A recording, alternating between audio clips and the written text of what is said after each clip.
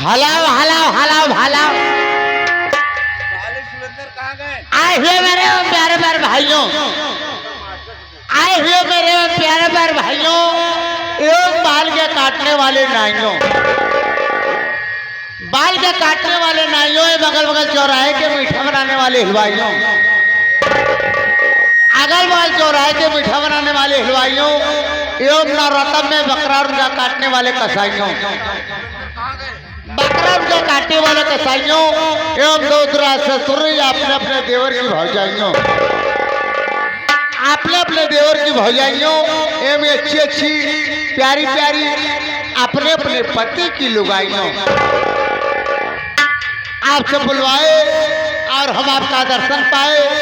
बड़े खुशी की बात है कि हम लोग धन्य हो गए कि सेवा करने का मौका मिला।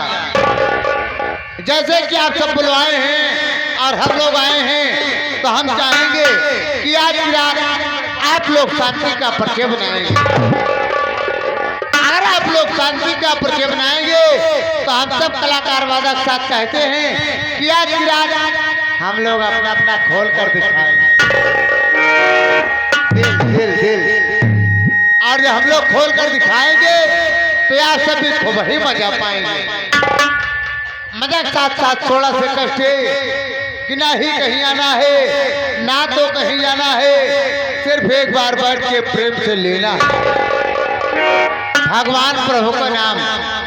एक बार भगवान के नाम का ये बोला ओकरे बाद बुलाई माई करना पूजा वंदना बा, फिर आप सबके सेवा में गोलगप्पा चालू।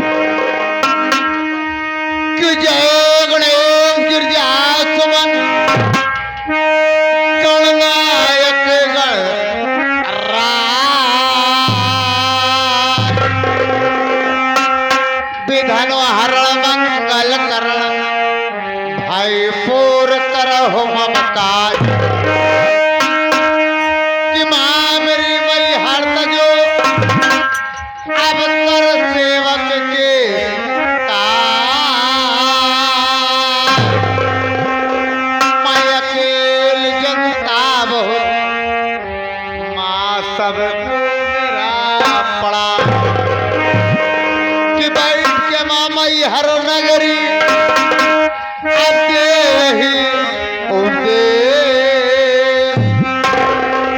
जय जय भारत तो भारती भाई जय हो भारत।